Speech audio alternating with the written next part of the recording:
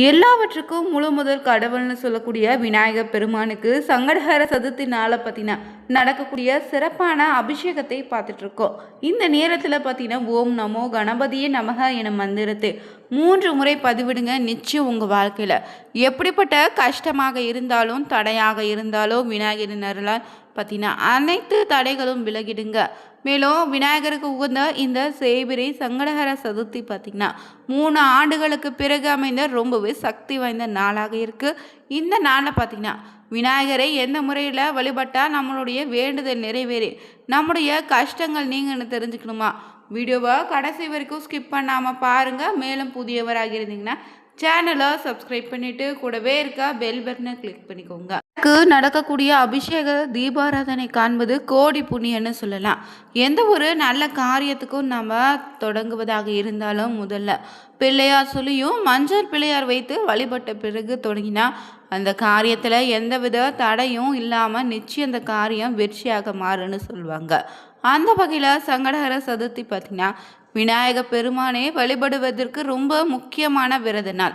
இது சங்கடனா துன்பத்தையும் ஹரனா நீக்குன்னு பொருளுங்க. இந்த நாளை விரதம் மேற்கொள்வதன் மூலம் நிச்சயம் உங்கள் வாழ்க்கையில் இருக்கக்கூடிய தடை நீங்கி நன்மைகள் பெருகுன்னு சொல்லலாம். இந்த சங்கடஹர சதுர்த்தி நாள விரதம் ஒவ்வொரு மாதமும் பௌர்ணமிக்கு அடுத்து வரக்கூடிய தேய்பிரை சதுர்த்தி திதியில் கடைபிடிப்போம்.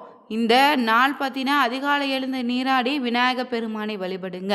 நாள் முழுவதும் உபவாசமாக இருந்து வழிபடுவது நல்லது. இருக்க முடியாதவங்க பால் பழம் மட்டும் உட்கொண்டு விரதம் இருக்கு. மீண்டும் பார்த்தீங்கன்னா மாலை நேரத்தில் அருகில் இருக்கக்கூடிய விநாயகர் கோவிலுக்கு சென்று வழிபடுங்க. கோவிலுக்கு செல்ல முடியலனா கூட பரவாயில்ல, வீட்டிலேயே பார்த்தீங்கன்னா விநாயகர் உடைக்கு படத்திற்கு நீங்கள் அருகம்புல் சாட்சி தீபம் ஏற்றி வழிபடலாம். விநாயகருக்கு இந்த நாளில் பிடித்தமான மோதகம் சுண்டல்னு நெய்வேத்தியம் படைத்து வழிபடுங்க. அகவல் தெரிஞ்சா படிங்க, இல்லைன்னா அஷ்டோந்திரம் போன்ற துதிகளை பாராயணம் செய்தால் நிச்சயம் கூடுதல் பலன் இந்த நாளில் உங்களுக்கு கிடைக்கும். மேலும் இந்த நாள் இரவு விநாயகரை தரிசித்த பின்னரே உணவிருந்து விரதத்தை நிறைவு செய்துக்கோங்க. இந்த விரதத்தை கடைபிடிப்பவங்களுக்கு எக்காலத்திலும் நிச்சயம் தீராத கஷ்டம், கடன் பிரச்சனை, மனவேதனை நீங்க நிச்சயம் நிம்மதி பிறக்குன்னு சொல்லுவாங்க. வீட்டுக்கு விநாயகருக்கு பார்த்திங்கன்னா அருங்கம்புல் சாட்சி வழிபட வேண்டியது பார்த்திங்கன்னா ரொம்பவே சிறப்பான ஒரு பலனை இந்த நாளை ஏற்படுத்தி தரப்போகுது. மேலும் நம்ம வாழ்க்கையில் எந்தவித கஷ்டமும் கடனையும் தீர்க்க இந்த சங்கடஹர சதுர்த்தி அன்று எந்த முறையில் வழிபடலான்னு தெரிஞ்சுக்கலாங்க. ஒவ்வொரு தெய்வத்துக்கும் பார்த்திங்கன்னா பொதுவாக உகந்த திதின்னு ஒரு திதி இருக்கும். அந்த திதியில் அந்த தெய்வத்தை நினைச்சு நம்ம வழிபாடு செய்யும்போது அந்த தெய்வத்தினுடைய அருள் நமக்கு நிச்சயம் பரிபூரணமாக கிடைக்கும். அந்த வகையில் தாங்க இந்த விநாயகர் பெருமானுக்கு உரிய திதியாக இந்த சதுர்த்தி திதியை சொல்லுவாங்க. வளர்பிறை சதுர்த்தி திதி, தேய்பிறை சதுர்த்தின்னு மாதத்துக்கு 2 திதிகள் வரும். இதில் தேய்பிறை சதுர்த்தி தான் சங்கடஹர சதுர்த்தியாக ஒவ்வொரு மாதமும் கொண்டாடுவோம். இந்த நாளில் விநாயகர் பெருமானை நினைச்சு விரதம் இருந்து வழிபாடு செய்தீங்கன்னா நிச்சயம் உங்கள் வாழ்க்கையில் எப்படிப்பட்ட சங்கடமாக இருந்தாலும் தீருங்க. அந்த வகையில் இந்த வைகாசி மாதம் அமைந்த தேய்பிரை சங்கடஹர சதுர்த்தி அன்று எளிமையான தெய்வம்னு சொல்லக்கூடிய இந்த விநாயகரை தவறாமல் பார்த்திங்கன்னா வழிபடுங்க. இவரே வழிபாடு செய்வதற்குன்னு பெரிதாக நம்ம எதுவுமே செய்ய வேண்டியது இல்லைங்க. நம்மிடம் இருக்கக்கூடிய எதை வைத்து வழிபட்டாலோ முழு மனதோடு வழிபட்டால் நிச்சயம் நமக்கான அருள்பாலிக்கக்கூடிய தெய்வம்னா இது விநாயகர் மட்டும்தான். அப்படிப்பட்ட விநாயகர் பெருமானுக்கு உகந்த இந்த சங்கடஹர சதுர்த்தி நாளில் பார்த்தீங்கன்னா வியாழக்கிழமை நாளோடு இணைந்து வந்திருக்கு. இந்த நாளில் விநாயகர் பெருமானை வழிபட்டால் நிச்சயம் உங்கள் சங்கடங்கள் தீர்ந்து கடன் பிரச்சனை தீருங்க. இந்த ஒரு நாளில் பார்த்தீங்கன்னா கடனால் நீங்கள் பாதிக்கப்பட்டு இருந்தீங்கன்னா இந்த நாளை பார்த்தீங்கன்னா உங்கள் வீட்டில் இருக்கக்கூடிய விநாயகர் சிலையே இல்லைன்னா படத்திற்கு சுத்தம் செய்து சந்தன குங்குமம் வச்சு இந்த நாளில் அருகம்புல் மாலை கட்டாயம் பார்த்தீங்கன்னா வழிபடும் போது சாற்றணும். இல்லை மாலையாக கட்ட முடியலனா கூட 2 அருகம்புல் வைத்து வழிபடலாம். பிறகு விநாயகர் பெருமானுக்கு எளிதில் உங்களால் கிடைக்கக்கூடிய தேன், அவல், பொறிக்கடலின்னு பல சுண்டல் வைத்து இனிப்பு வகைகள் படைத்து வழிபடலாம். இது எதுவுமே முடியலனா கூட இந்த நாளை நைவேத்தியமாக வைக்க வேண்டும்னு நினச்சிங்கன்னா 2 பார்த்தீங்கன்னா அகல் விளக்கில் தேங்காய் எண்ணெய் ஊற்றி பஞ்சு திரி இட்டு தீபமேற்றி வழிபட்டால் கூட நிச்சயம் உங்களுடைய வேண்டுதல் நிறைவேறும். மேலும் இந்த நாளில் பார்த்தீங்கன்னா தீபம் ஏற்றிய பிறகு விநாயக பெருமானுக்கு முன்னாடி அமர்ந்து ஓம் விக்னேஸ்வராய நம எனும் மந்திரத்தை 108 முறை உச்சரிங்க. இப்படி நீங்கள் உச்சரிக்கும் போது அருகம்புல்லால் விநாயகர் பெருமானுக்கு அர்ச்சனை செய்து வழிபட்டா இன்னும் கூடுதல் பலனும் விரைவில் வேண்டுதல் நிறைவேறும். அர்ச்சனை செய்து முடித்த பிறகு நீங்கள் கற்பூர தீப தூப ஆராதனை காமிச்சு வழிபாட்டை இந்த நாளை நிறைவு செய்துக்கலாம். பிறகு 3 முறை தோப்புக்கரணம் போடுங்க. இயன்றவங்க அந்த நாளில் அருகில் இருக்கக்கூடிய விநாயக ஆலயத்திற்கு சென்று விநாயக பெருமானுக்கு அருகம்புல் வாங்கி கொடுப்பதும் அன்னதானம் செய்வது போன்றவற்றை செய்தால் அதிக பலன் உண்டு. இந்த சங்கடஹர சதுர்த்தி நாள் பார்த்தீங்கன்னா அனைத்து துன்பத்தையும் வேரோடு அறுத்து தொட்டதையெல்லாம் வெற்றி தரக்கூடிய அற்புத சக்தி வாய்ந்த நாளுங்க. இந்த நாளை விநாயகரை விரதம் இருந்து வழிபாடு செய்தால் நிச்சயம் வேண்டிய வரங்கள் அனைத்து உங்களுக்கு கிடைக்கும். இந்த ஆண்டு ஜூன் 4ஆம் தேதி அமைந்த வியாழக்கிழமையோடு இணைந்த இந்த சங்கடஹர சதுர்த்தி பார்த்தீங்கன்னா சிறப்பான கூடுதல் பலன்களை உங்களுக்கு தரப்போகுதுங்க. அந்த வகையில் இந்த வியாழக்கிழமையில் வரக்கூடிய சங்கடஹர சதுர்த்தியை குருவார சங்கடஹர சதுர்த்தின்னு சொல்லுவாங்க.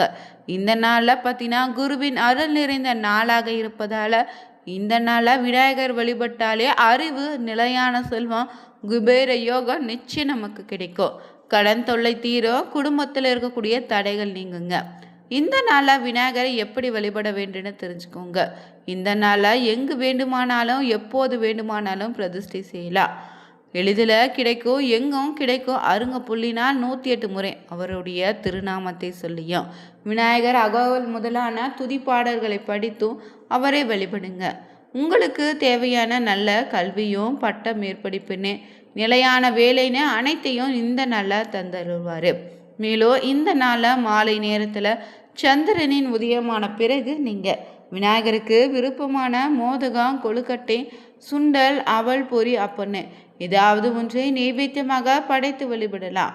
மேலும் இந்த நாளில் அதிகாலை நீராடி தூய ஆடை உடுத்திக்கிட்டு இல்லத்தில் இருக்கக்கூடிய விநாயகருக்கு அருகம்புல் மாலை சாற்றி தீபமேற்றி வழிபடுங்க. மேலும் இந்த நாளில் விரதம் இருக்கக்கூடிய நபர்கள் நாள் முழுவதும் விரதம் இருக்கலாம். இல்லைன்னா பால் பழங்கள் மட்டும் அருந்தி உபவாசம் இருக்கலாம். வீட்டிலோ இல்லைன்னா விநாயகர் கோவிலுக்கோ சென்றோம் சங்கடஹர சதுர்த்தி வழிபாட்டினை செய்யுங்க. மேலும் விநாயகருக்கு 3 அகல் விளக்கில் நெய் தீபம் ஏற்றி விளக்கேற்றி வழிபடுங்க. பிறகு விநாயகருக்கு அருகம்புல் கொண்டு மாலையாகவோ இல்லைன்னா அர்ச்சனை செய்தோ வழிபடுங்க. அருகம்புல் படைத்த பிறகு உங்களுடைய வேண்டுதலை மனதார சொல்லி முறையிடுங்க. இந்த சங்கடஹர சதுர்த்தி என்று விநாயகரை இந்த முறையில் வழிபட்டிங்கனாலே நவகிரக தோஷங்கள் நீங்கும், பொன்பொருள் ஆபரண சேர்க்கை உண்டாகும்.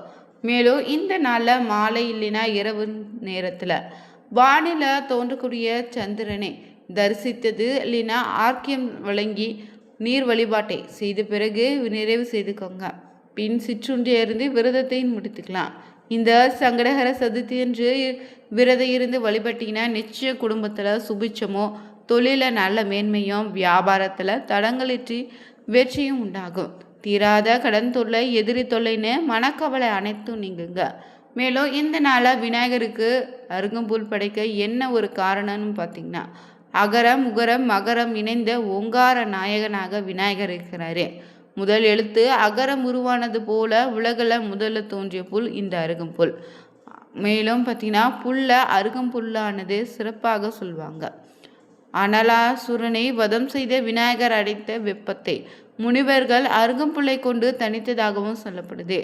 வெப்பம் குறைத்து அருள் பார்த்த விநாயகரை கண்டு அனைவரும் மகிழ்ந்தாங்க.